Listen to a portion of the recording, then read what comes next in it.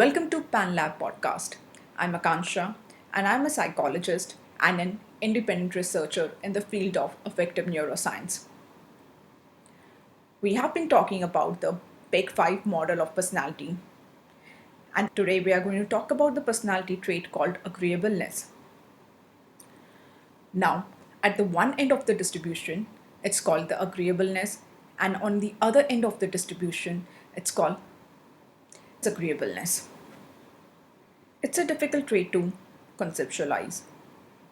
Like, in my opinion, it's complicated and it's very confusing when we talk about the trait agreeableness because it seems like there are not much benefits associated whether you are on one end of the distribution or the other end of the distribution. It involves a lot of complex emotions and it becomes difficult to navigate if you're agreeable because everything related to agreeableness sounds very positive. But played out in the real world, it comes with a lot of vulnerability. Hence, it makes people vulnerable to hurt, to be taken advantage of. And if you really look at the other end of it, which is disagreeableness, most of the antisocial features are associated with it. And we know what happened with the people who are at the extreme end of antisocialism. They often end up in jails. So I think that this trait is the most troublesome at both ends of the spectrum. So, extremely agreeable people. They are empathetic, compassionate, compliant, very conflict aversive. Now, the downside of being so empathetic, compassionate, polite, and all that is they're not particularly good at standing up for their own selves, negotiating a better deal for themselves. So they're often manipulated and they get pushed around a lot.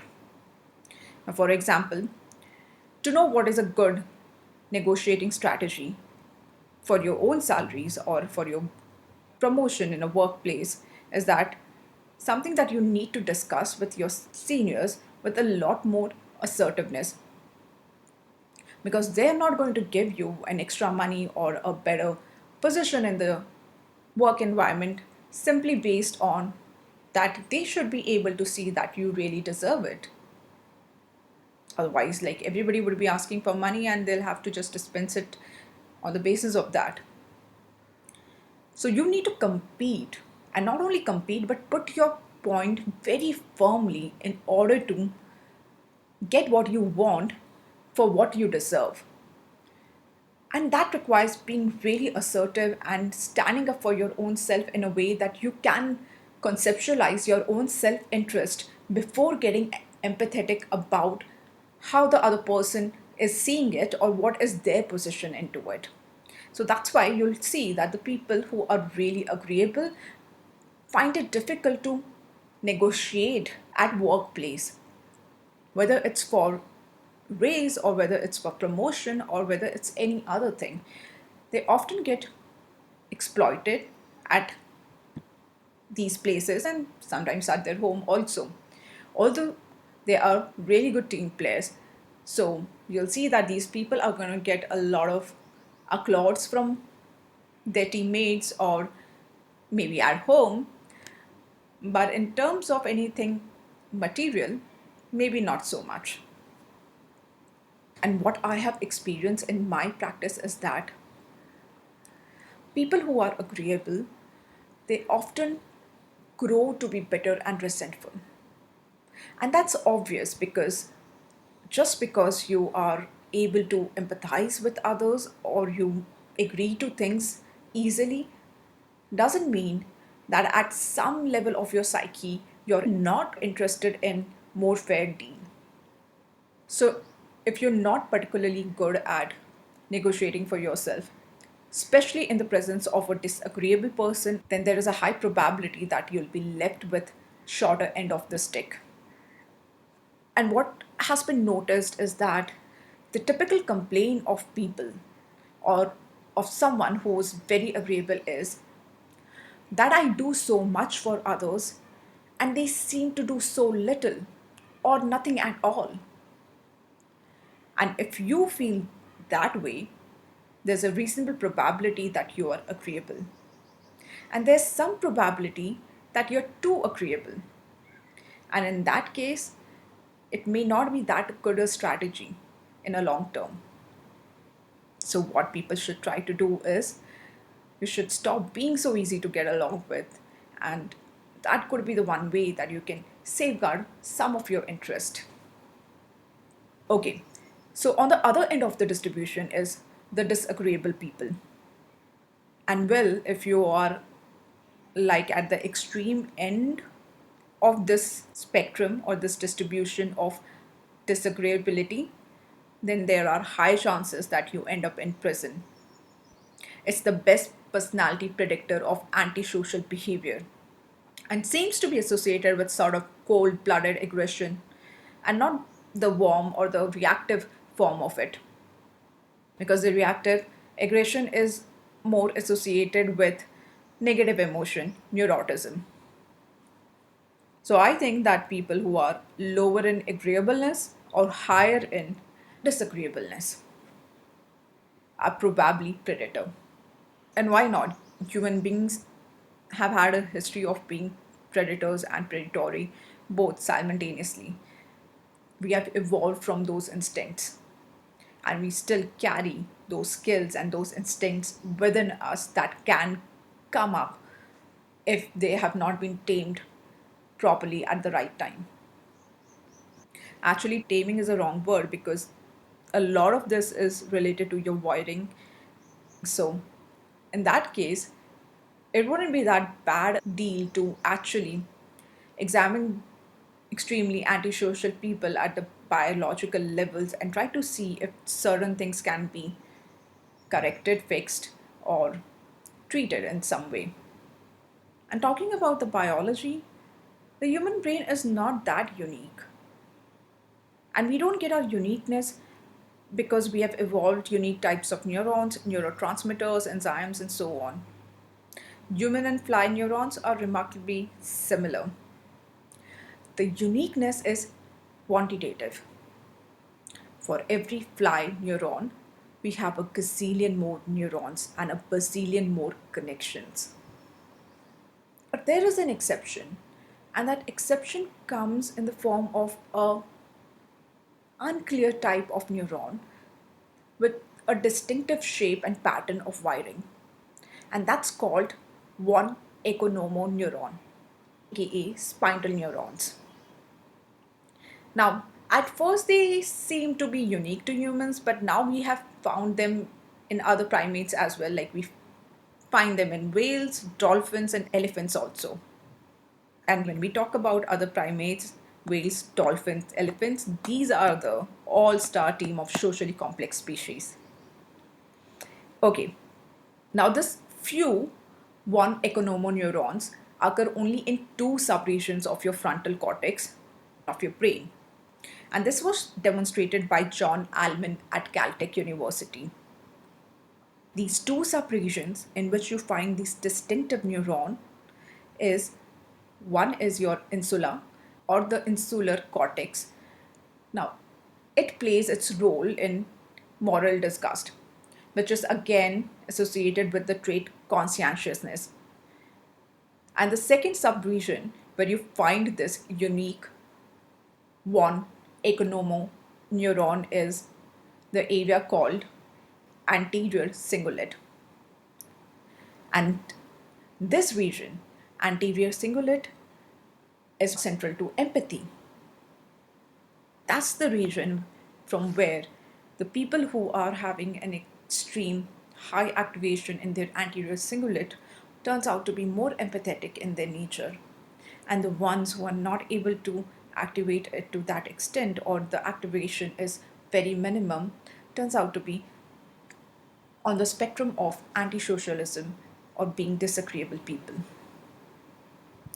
So we may not regard personalities as something ruled by biology, but the truth is that Your physiology and your biology plays a major role in terms of how you feel, perceive, how your thoughts get formulated, which regions are activated, which are not, which are less activated, what is the frequency of the neurotransmitters. This whole amalgamation of everything going internal to you is what get manifested outside in interaction with the environment.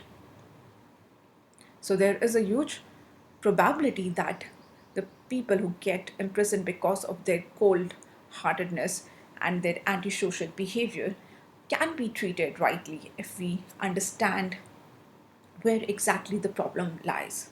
It could be a social problem in terms of what was their childhood, how they were treated, how they grew up, what was their adolescence time period.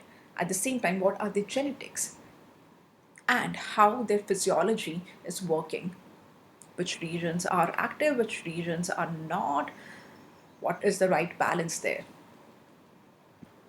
Okay, so agreeableness can be broken down into two aspects, which are compassion and politeness.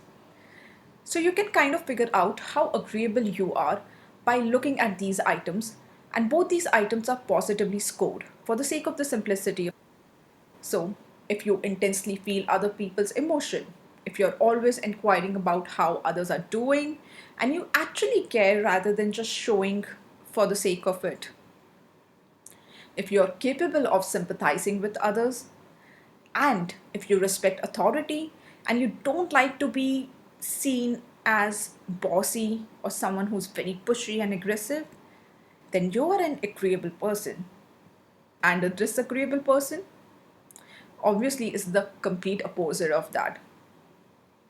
So then you don't feel people's emotions very profoundly. You're not really interested in knowing how others are doing, or you don't care about them automatically. And you can often see that the people who are agreeable, they'll always come and ask you what you want, how you're feeling, and they'll always bring something for their companions when they're buying for themselves also. Whereas a disagreeable person would be more or less concerned with his own requirements and needs without even a thought crossing their mind to think that if they can or they should take something for others, or ask them how they're doing and all that. So you might say that our society is at the moment tilted towards regarding agreeableness as a virtue, because it should be kind and generous to others, should be empathetic and show a lot of compassion for the pains of others and all those sort of things. But research has shown, and it's not a very formidable research because a lot of elements need to be considered for things to be very, very formidable. But a good amount of peer to peer research has demonstrated that if you push any of the traits too far, they fall off a cliff fundamentally. So that means anything, even if it's a good thing, taken too far, turns out to be a bad thing very soon, very quickly. So if you get to be like too agreeable, then you're always dependent on others in terms of how you're going to feel about your own self. How they feel about you is going to affect you profoundly. You can't make your own decisions because you always want others to be involved and their happiness to be taken care at first. You don't know how to play a lone game. Maybe you're kind of afraid. Maybe you don't have enough impetus to be at your own. So you cannot be harsh enough. And that happens a lot, especially with mothers. So if you're a mother who's concerned with the child well-being to an extent that you cannot be strict with them, you cannot discipline them enough, and you're always kind of worried about sending them off at places where they can get themselves hurt. In that case, you're going to just create a overprotective bubble around them, and by no stretch of imagination it is the right thing to do for your child. And if you're too disagreeable, and I already mentioned that, what it is like to be too disagreeable, ending in the prison. Criminal types. They're predatory, they're low in agreeableness, they're very aggressive, and they have got zero regard for the social norms and practices. So you can see how that's a bad thing. So now what we are going to do is we are going to actually look at how agreeableness plays out as far as we can tell in the real world. And this is a discussion which people really don't like to have. In fact, everything we are going to talk about from now pretty much rubs the people in the wrong way. Because our culture is very likely to assume that most of the differences between people are cultural in origin, and almost none of the data show that. What all the studies and data have shown is that at least as your culture becomes more egalitarian, that is, of equal values, which is hypothetically what you're aiming at, the difference in gender not only become more biological because you eradicated all the cultural differences, but they also become more pronounced. So, for example, the gender differences between men and women are largest in the most egalitarian society like Norway and Sweden. If a set of parents raised two children like siblings, you would want your children to grow to be different, unique personalities from each other. Or you would want them to be very similar in their personalities. What does that say about your parenting? The children who are raised well would be more similar than children who were raised badly, because that would reflect the effect of your parenting. You paid equal attention and parented both of them equally, gave them all the equal resources, so they should turn out to be more similar to each other rather than different. Right? So it seems like you've done a good job in that case. But that's actually the opposite of what happens. The children that are neglected are more similar, and the children who are attended to well, they turns out to be more different. And I feel it's the same reason that we see that more pronounced differences are there once you eradicate all the cultural differences among the genders. Now, the thing is that if you care for your children, it means that you make a very individual relationship with each of them. And you don't necessarily are using the same strategies for each child because both the child are different. So a better strategy is, well, I get to know you, and I get to know you because you're different people. I react differently to you and to your needs, which are different from your brother or sister. And that's what constitutes, in a lot of philosophical discussions, as good parenting would be to act differently towards the children's differences. So, if you're particularly good at parenting, your child would turn out maximally different from one another. And that's because you're allowing their genetic differences to manifest themselves. You're not imposing or, suppressing their differences, which are natural to them. So, you know what I'm trying to say here, right? You're not trying to actually just squeeze them into this little box that you think that they should fit in. Now, the downside of that is that you're going to get differences, and you won't know when some of those differences might be quite surprising to you. Okay, so look at gender differences to begin with in terms of agreeableness. We understand that women are more agreeable than men, and it's like half a standard deviation above mean. Women are more agreeable than a typical man would be. Now, half a standard deviation is not a huge difference between the agreeableness, whether it exists in men or women. But the most agreeable people say are 3 standard deviations above the mean, and they are all women. Well, that might not be that relevant, but if you go to the left, and all the people who are 3 standard deviation below the mean are men, now that really starts to matter. And you can see that. Who's in prison most? Men. The point is, once you get out on that edge, then the gender differences become absolutely staggering. And that's a weird thing.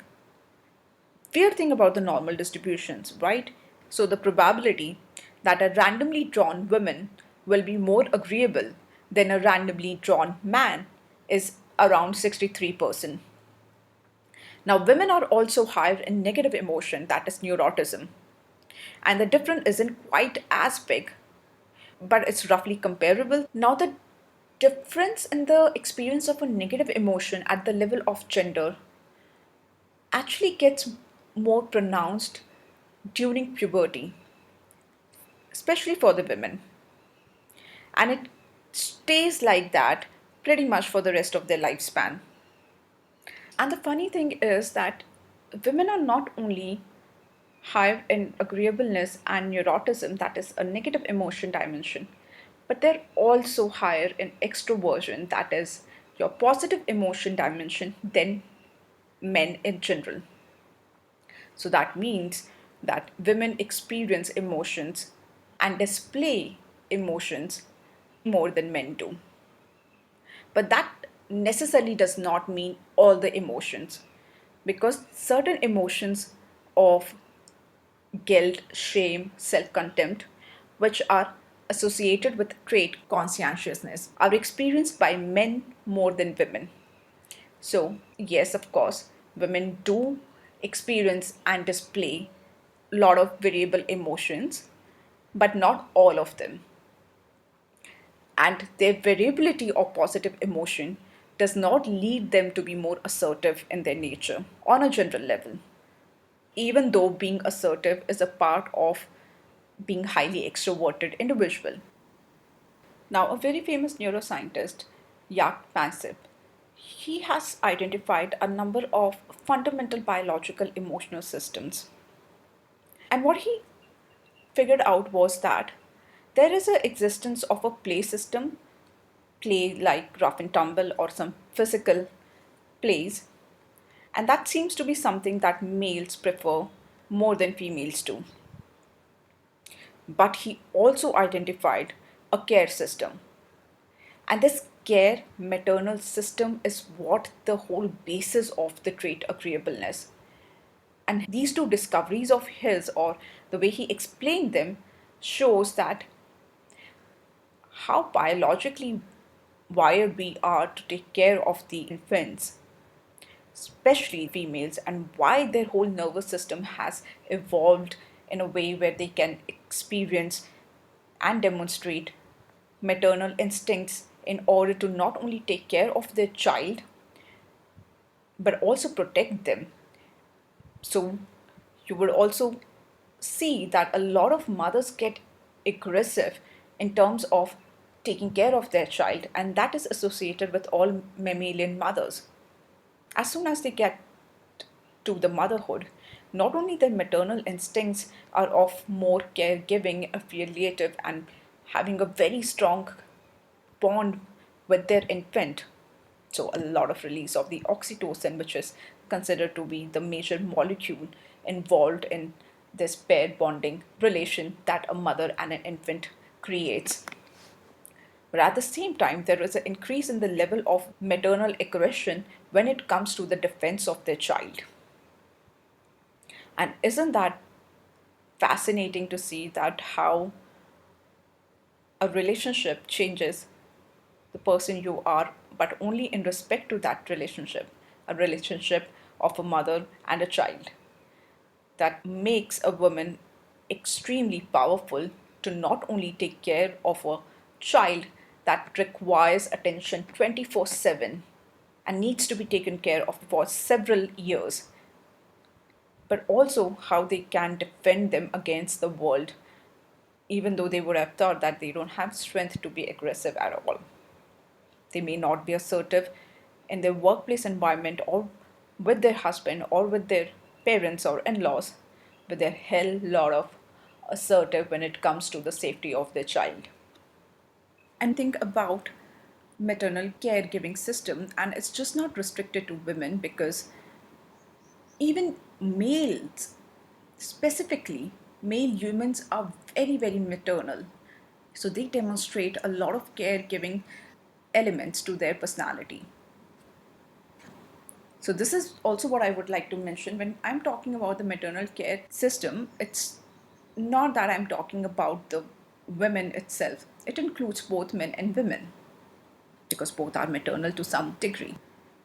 So the amusing thing is that even if you're not interested in someone else's baby, you tend to be incredibly interested in your own baby. And that's actually a good thing, because they're a lot of a trouble and they require so much of your time and effort. They're completely dependent on you for the initial years. And so I believe that's on the one end of the agreeableness spectrum. It's like the maternal care system is what's driving this empathy and sympathy and all of those things. There are certain more interesting facts associated with the agreeableness, especially the empathy part of it. Because researchers have shown that too much empathy paralyzes you. And what exactly we mean by this? If your empathic responses don't necessarily lead to acts, is when we think enough to rationalize, like, is overblown as a problem or someone else will fix it. That's one of the time where we completely suppress our empathic responses. Okay, fair enough. But feeling too much has problems as well.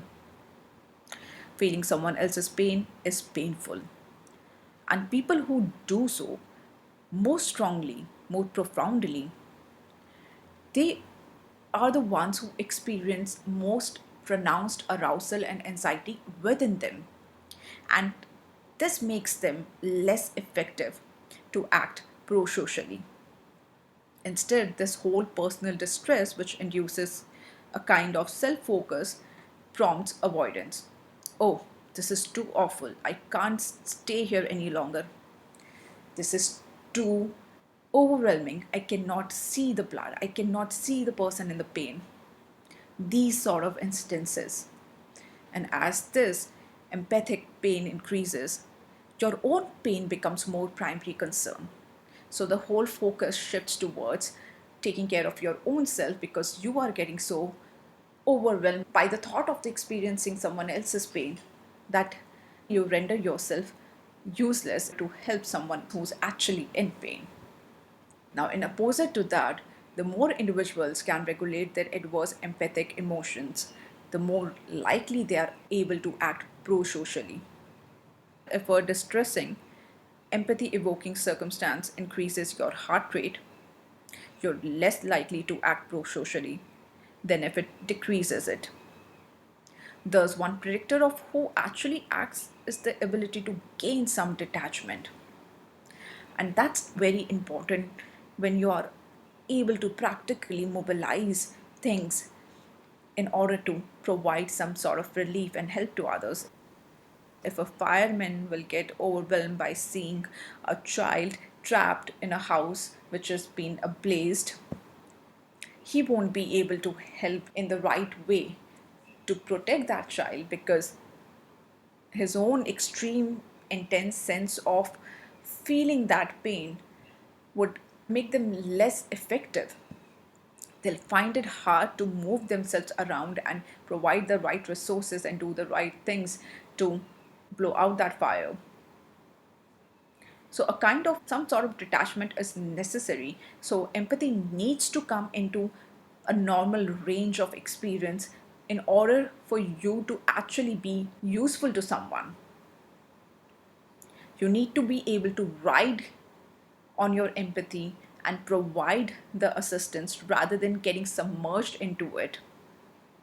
So, again and again, as we are knowing more about these personality traits and also their biological underpinnings, what we are realizing is that all these traits might look as good or bad at a superficial level, but as you understand them at a deeper level, you get to know about their various pros and cons and how it gets manifested in the world and what is the practicality associated with them, the realization becomes more profound of the fact that a healthy balance is what we desire at when we talk about the whole amalgamation of different traits in our personality.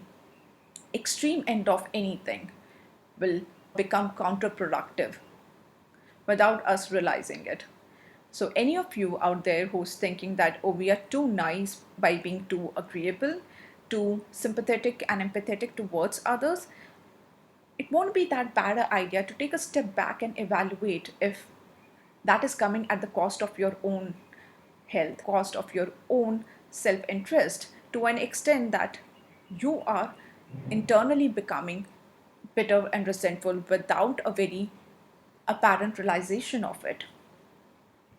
And wouldn't it be good if you just develop some skills of showing assertiveness and leadership and take the charge where it's necessary and demand for the right things, and also regulate your empathic responses in a way that you're able to provide right assistance to the people who require those assistance, rather than getting completely overwhelmed and over exhausted by all these emotional stimulus that you're experiencing.